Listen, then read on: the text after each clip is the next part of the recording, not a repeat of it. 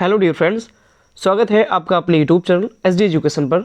आज है 3 मार्च 2025 और हम बात करेंगे रेगुलर की तरह आज के most important current affairs question के बारे में। जैसा कि आप सभी लोग जानते हैं, हम अपने इस वीडियो में जो भी आने वाले एग्जाम्स हैं उन एग्जाम्स में जो करंट अफेयर्स से रिलेटेड क्वेश्चन पूछे जाते हैं उन सभी क्वेश्चन को यहाँ पर कवर किया जाता है। तो इसके लिए अगर आप वीडियो पर पहली बार आए हैं तो वीडियो को शुरू से लेकर लास्ट तक पूरी देखिए। वीडियो अगर पसंद आती है तो वीडियो को लाइक कीजिए और चैनल को सब्सक्राइब कीजिए। बढ़ेंगे वीडियो में आगे की तरफ, बात करेंगे आज के पहले प्रश्न की। आज का जो पहला प्रश्न है, हाल ही में विश्व वन्यजीव दिवस कब मनाया गया? तो ऑप्शन नंबर सी इस प्रश्न का सही जवाब हो जाएगा, यानी कि 3 मार्च को विश्व वन्यजीव दिवस मनाया जाता है। बात करें अगर हम, तो विश्व वन्यजीव दिवस हर साल 3 मार्च को मनाया जाता है। इसको जो उद्देश्य है, ये जो मनाया जाता है इसका उद्देश्य वन्य जीवों और उनके प्राकृतिक आवासों के संरक्षण के महत्व को बढ़ावा देना है। यानी कि जो वन्यजीव हैं और वो जिस प्राकृतिक आवासों पर रहते हैं उन आवासों को संरक्षण प्रदान करना, उनको सहारा प्रदान करना ताकि उनको नष्ट होने से बचाया जा सके। संयुक्त राष्ट्र द्वारा 2013 में इसकी शुरुआत की गई थी, यानी इस दिवस की शुरुआत 2013 में संयुक्त राष्ट्र के द्वारा की गई थी और यह जागरूकता फैलाने और संरक्षण प्रयासों को बढ़ावा देने में मदद करता है। आगे बढ़ते हैं अगले क्वेश्चन की ओर। अगला क्वेश्चन है, हाल ही में 2024 में विश्व में सबसे ज़्यादा IPO द्वारा फंड जुटाने में कौन पहले स्थान पर रहा? यानी कौन सा ऐसा देश है जिसने सबसे ज़्यादा IPO के द्वारा फंड जुटाया हुआ है? तो ऑप्शन नंबर ए सही जवाब हो जाएगा, यानी कि भारत सबसे ज़्यादा विश्व में सबसे ज़्यादा IPO द्वारा फंड जुटाने वाला पहले देश बन गया है, जो कि पहले स्थान पर रहा है। बात करें तो भारत 2024 में प्रारंभिक सार्वजनिक पेशकश यानी IPO में वैश्विक नेता के रूप में उभरा है, यानी सबसे ज़्यादा IPO के द्वारा इसको लाभ हुआ है। भारतीय कंपनियों ने 2024 में IPO के माध्यम से 19.5 बिलियन डॉलर जुटाए, जो दुनिया भर के IPO का अकेला 23% है। यानी कि दुनिया भर के जो भी IPO रहे उसमें भारत के जितने भी IPO है वो अकेले 23% इन्होंने मतलब इतना जुटाया हुआ है, इतना पैसा इन्होंने जुटाया हुआ है। अगर पैसे की बात की जाए तो 19.5 बिलियन डॉलर जुटाए हैं। इंडस वैली की रिपोर्ट जारी की गई 2025 की, और इसमें ये जो इंडस वैली रिपोर्ट 2025 है ये मुंबई स्थित Blue Ventures advisors private limited द्वारा इसे जारी किया गया था। IPO के बारे में अगर हम बात करें तो कोई भी प्राइवेट कंपनी पहली बार जब स्टॉक मार्केट में अपने शेयरों को बेचती है तो इसे IPO कहा जाता है। यानी कोई भी प्राइवेट कंपनी है अगर पहली बार स्टॉक मार्केट में अपने शेयर वो बेच रही है तो इसे IPO कहा जाएगा, और इस मामले में भारत टॉप पर रहा है।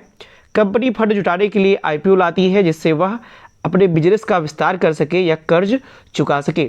और अभी हाल ही फिलहाल में जो LIC है इसका सबसे ज़्यादा जो IPO था वो बना था IPO LIC का। इस मामले में LIC टॉप पर रही थी।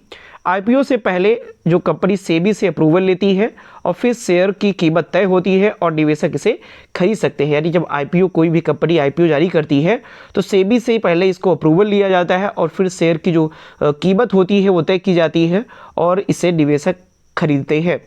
IPO में निवेश कर जो लोग हैं वो कंपनी की शुरुआती ग्रोथ फेज में शामिल हो सकते हैं और मुनाफा भी कमा सकते हैं। नए निवेशकों के लिए IPO आकर्षक हो सकता है, लेकिन इसमें जोखिम भी होता है क्योंकि नई कंपनी के शेयर मार्केट अस्थिर हो सकते हैं। बढ़ते हैं अगले क्वेश्चन की ओर। अगला क्वेश्चन है, हाल ही में कौन अपना एथेना चंद्र मिशन लॉन्च करेगा? यानी कि कौन सा स्पेस एजेंसी है जिसने एथेना चंद्र मिशन लॉन्च करने की बात की हुई है? तो एथेना जो कि चंद्रमा पर मोबाइल फ़ोन उपलब्ध कराने या मोबाइल टावर उपलब्ध कराने का ये एक मिशन है और इसे नासा के द्वारा लॉन्च किया जाएगा। तो ऑप्शन नंबर 20 पर इसका सही जवाब हो जाएगा। डिटेल में अगर हम बात करें तो हाल ही में नासा अपना एथेना चंद्र मिशन लॉन्च करेगा। इस यान को नासा के कैनेडी स्पेस सेंटर से स्पेस एक्स का जो फॉल्कन 9 रॉकेट है इसके जरिए इसे प्रक्षेपित किया जाएगा, और ये अब चांद पर भी मोबाइल के लिए मिशन शुरू हो चुका है। यानी अब चांद पर फ़ोन से बातें की जा सकेगी, वहाँ पर भी सिग्नल उपलब्ध कराया जा सकेगा। इसके लिए ये मिशन है। ये जो मिशन है नासा के आर्टेमिस और कमर्शियल लूनर पेलोड सर्विसेज कार्यक्रम और इंस्टीट्यूटिव मशीन्स के IM-2 का अभियान का ये हिस्सा बनने वाला है। इसके जरिए चांद पर मोबाइल नेटवर्क उपलब्ध कराए जाएंगे और वहां पर भी मोबाइल से बातें की जा सकेगी। आगे क्वेश्चन की ओर बढ़ते हैं। अगला क्वेश्चन है, हाल ही में किस राज्य में ग्रामीण सड़क नेटवर्क में सुधार करने के लिए प्रगति पथ योजना शुरू की जाएगी? तो ऑप्शन नंबर सी इस प्रश्न का सही जवाब, यानी कि कर्नाटक राज्य में जो ग्रामीण सड़कें हैं इनके नेटवर्क में सुधार करने के लिए प्रगति पथ योजना शुरू की जाएगी। डिटेल में इसके बारे में बात करें तो हाल ही में कर्नाटक राज्य ने ग्रामीण सड़क नेटवर्क में सुधार के लिए प्रगति पथ और कल्याण पथ नामक योजनाएं शुरू की है। इन योजनाओं के तहत राज्य में 8,260 किलोमीटर लंबी सड़कों का विकास किया जाएगा, जिसमें प्रगति पथ योजना के तहत 7,110 किलोमीटर और कल्याण पथ योजना के तहत 1,000 किलोमीटर सड़कों का निर्माण शामिल है। इंपॉर्टेंट क्वेश्चन है, इसको ध्यान रखिए और बढ़ेंगे आगे क्वेश्चन की ओर। हाल ही में सैन्य रक्षा जल थल रक्षा 2025 का जो आयोजन है इसलिए कहाँ पर किया गया, तो जो सैन्य अभ्यास है जल थल रक्षा अभ्यास, इसका आयोजन गुजरात में किया गया। तो ऑप्शन नंबर 20 पर इसका सही जवाब हो जाएगा।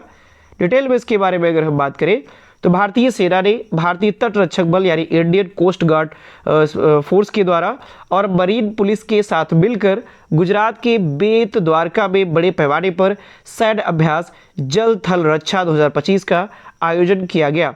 इस अभ्यास का जो उद्देश्य है वो द्वीप को मजबूत करना, यानी द्वीप की जो सुरक्षा है उसको मजबूत करना, अवैध जो अतिक्रमण है या कह सकते हैं आक्रमण है उससे रोकना। और बात करें इसमें प्रतिभागी कौन रहा, तो भारतीय सेना की 11 अहमदाबाद और 31 जो जामनगर की इकाइयां हैं ये सभी इस अभ्यास में शामिल रही।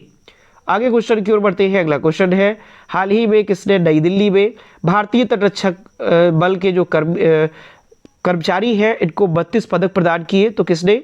रक्षा मंत्री जो है राजनाथ सिंह जी, इन्होंने 32 पदक प्रदान किए। डिटेल में बात करें तो रक्षा मंत्री राजनाथ सिंह ने नई दिल्ली में आयोजित एक समारोह में भारतीय तटरक्षक के बल के जो कर्मचारी हैं कर्मी हैं इनको बहादुरी, विशिष्ट सेवा और सराहनीय सेवा के लिए 32 पदक प्रदान किए। इनमें से 6 राष्ट्रपति पदक जो कि विशिष्ट सेवा के लिए, 11 तटरक्षक वीरता पदक और 15 तटरक्षक सराहनीय सेवा पदक ये सभी इसके अंतर्गत शामिल रहे। भारतीय तटरक्षक बल ने 14 नावों और 115 समुद्री लुटेरों को पकड़ा। इन सभी बातों पर भी प्रकाश डाला गया है। आगे क्वेश्चन की ओर बढ़ेंगे। अगला क्वेश्चन है, हाल ही में किस राज्य ने विद्यालयों में तेलुगु को अनिवार्य कर दिया? तो सभी लोग जानते हैं तेलुगु तेलंगाना की भाषा है, तेलंगाना में तेलुगु बोली जाती है, तो तेलंगाना में ही विद्यालयों में तेलुगु को अनिवार्य कर दिया गया है।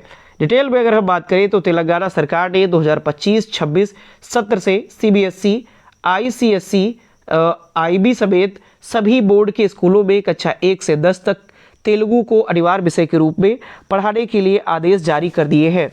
और यह जो नया नियम है ये 2025-26 के शैक्षणिक सत्र से लागू होगा। तेलंगाना सरकार ने 2018 में तेलुगु को अनिवार्य करने के लिए तेलंगाना अधिनियम भी पारित किया हुआ था और इसी के तहत अब वहां पर तेलुगु पढ़ाने के लिए अनिवार्य विषय के रूप में पढ़ाने के लिए आदेश जारी कर दिया गया है। आगे क्वेश्चन की ओर बढ़ते हैं। अगला क्वेश्चन है, हाल ही में किस राज्य की पुलिस ने ईमेल के जरिए पहली EFIR दर्ज की? तो कौन से राज्य सरकार की पुलिस ने ऐसा किया हुआ है? तो ऑप्शन नंबर सी, यानी जम्मू कश्मीर राज्य की जो पुलिस है उसने ऑनलाइन ईमेल के जरिए पहली EFIR दर्ज की हुई है। डिटेल में इसके बारे में बात करें तो जम्मू और कश्मीर पुलिस ने पुलिस स्टेशन खेव में पहली बार EFIR दर्ज की, जो डिजिटल पुलिसिंग की दिशा में एक महत्वपूर्ण कदम है। और यह जो शिकायत है वो ईमेल के माध्यम से दर्ज की गई और इस केस का जो FIR संख्या रही वो 17/2025 के रूप में पंजीकृत की गई। ये इंपॉर्टेंट है, ये पंजीकरण संख्या पूछी जा सकती है। और यह जो पहल है वो भारत के विधि आयोग की सिफारिशों के अनुरूप किया गया है। आगे क्वेश्चन की ओर बढ़ते हैं। नेक्स्ट और लास्ट क्वेश्चन है, हाल ही में कहा भारत का पहला वन्यजीव बायो बैंक खोला गया? तो भारत का जो पहला वन्यजीव बायो बैंक है ये दार्जिलिंग असम में खोला गया। ऑप्शन नंबर सी इस पर इसका सही जवाब हो जाएगा। डिटेल में अगर हम बात करें तो दार्जिलिंग चिड़ियाघर में भारत का पहला वन्यजीव बायो बैंक खोला गया।